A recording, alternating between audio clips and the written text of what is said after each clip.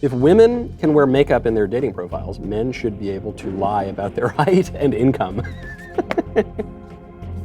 Okay. If women can wear makeup, men should be able to lie about their height and income.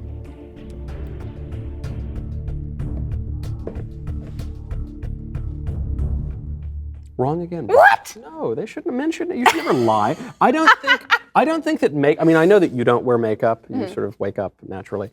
But some women do wear makeup, and it's not a lie to wear makeup. It accentuates. I would say maybe underlying beauty. I think that some women take it so far. Maybe I was answering in the context of like how I see makeup, where it's I don't wear a lot unless I'm on camera. Right. But even that is like, I look the same, guys. But there are some people like they look totally different. You can completely like the way that people contour their face, like you look like a totally different person. With that, I'm like, okay, that's like disingenuous. I always find women who wear a lot of makeup, I find it doesn't make them look better. No, even if they're a kind of worse. plain Jane looking, because I like, I don't know, I am attracted to reality. I like reality more than fantasy.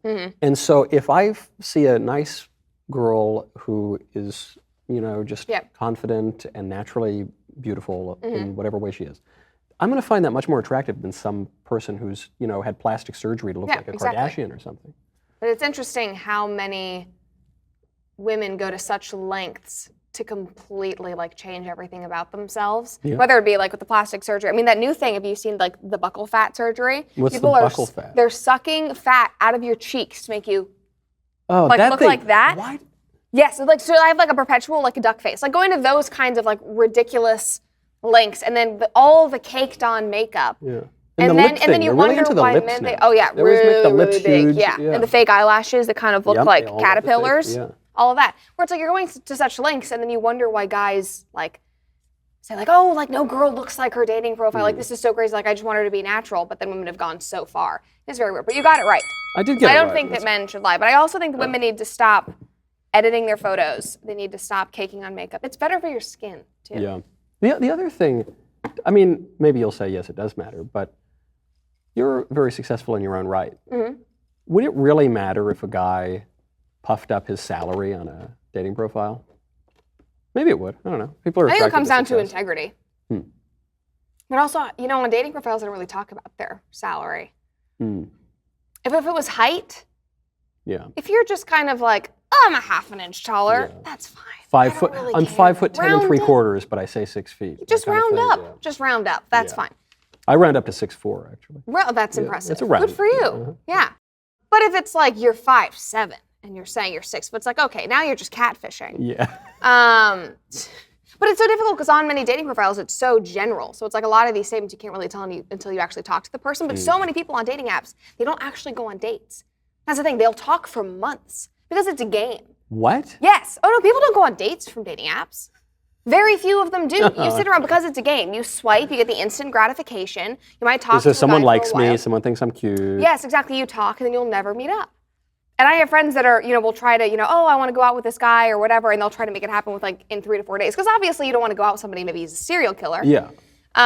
But yeah, I don't remember what the stats are, but it's like it'll be weeks or months before they even get around to going out. I just missed dating apps. I just missed it. Sweet little Elise and I got back together right as they were coming out. So I missed it. I never was on one. Yeah. I have friends who've done them all the time.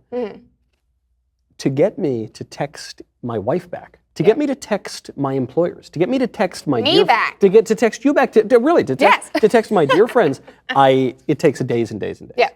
And I think people now for recreation will go on to just text strangers for months with no point other than it's not maybe intentional whatsoever. Wow. So because of that, I think a lot of people are very lax with what they put on there. Because those conversations very rarely have any kind of substance. And so it's like, and often, like I was on a podcast recently and the guy asked me to like look at his profile, like, would you rate it or something like that? And I've had my guy friends like do very similar things, and my girlfriends too. And it's all very, very general. And when I look at them, I'm like, why would you not, put everything out there basically and like talk about your non-negotiables, like say what you're actually looking for. I saw this girl on TikTok who did this whole video basically raging, doing like an angry feminist rant about this guy.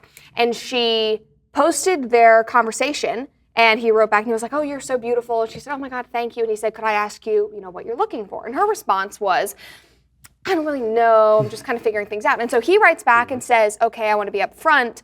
I travel a lot for work. I'm really not sure if I want something serious right now. I'm really just looking for like friends with benefits. Maybe if it like moves into, but he's being honest. He's being upfront. He's on the app. He's like, hi, I'm a dirtbag. Yes. And I just want to please my body. Exactly. And like, I want to use you as an instrument for my own bodily satisfaction. Yes, exactly. Yeah. But he asked, she said, I don't really care. And so he responded honestly, and then she flips out at him and goes, how dare you think that I would do this? Like, I'm looking for something serious. I would never like go down to that like level. Well, I asked you. Then be honest. Yeah. You can't play both sides of it. You can't play games and then expect men not to be playing games. It's a constant double standard. And so I like that though, the conclusion being women might not know what they want, but they definitely know what they don't want. Yeah, I mean, that's very true. That is very true with women.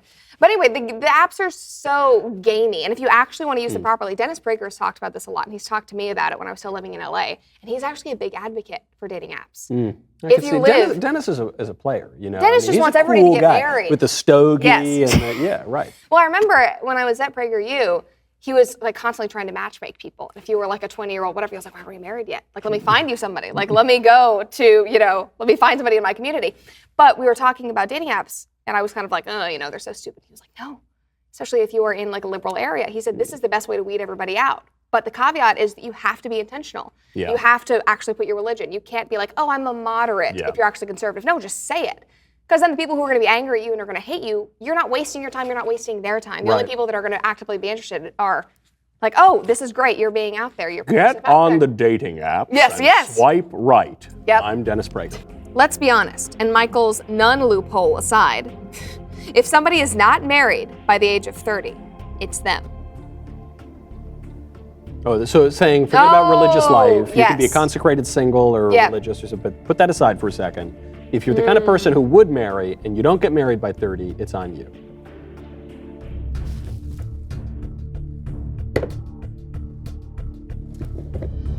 I think there can be some nuance.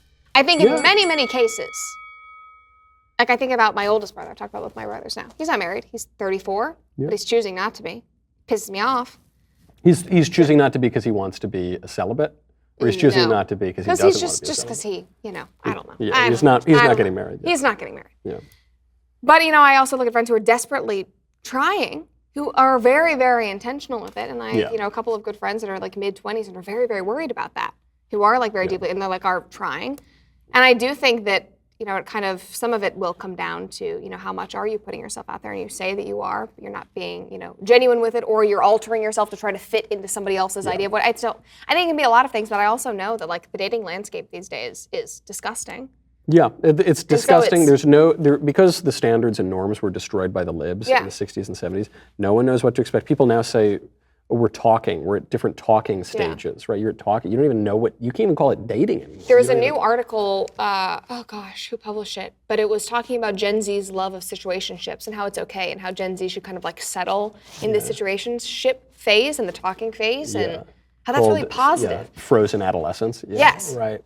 And so I do think that a lot of it is because of people's choices that they're making, but also how much of that is directly from them and how much of that is from like these social, societal changes that we've had that makes it impossible. If you're a woman, you were raised in a liberal environment, you were taught a bunch of nonsense, and then you were told, don't have serious relationships, don't ever choose love and marriage over your career, or you've got to go get some advanced degree to go work in the widget factory or study, some super specific nonsense to not get a job teaching at a university. And then you end up and you look up, you finally got all your degrees, you got all your spreadsheets are done, and you're 30, and you think, oh, I was lied to. Yeah. Oh, well, is it the person's fault? Yeah, at a certain point, you should have to have probably personal try to wake responsibility, up. Right, but it's also... Yeah. The whole culture, everything in the culture, your parents, your school, your popular entertainment, the scientists, the everything has been lying to you. And so it takes a rare person to be raised in that environment and then to say, no, I'm not going to. So I think it is a balanced scale. But in many cases, I do think that, people cause their own problems. So. Yeah, it's true. That's when people say, I've got 1,000 failed relationships. So, that's a there's a common denominator. If you haven't really dated and you've been like very particular, or you've been focused on something else, I'm like, okay, that's probably something else. But if you're just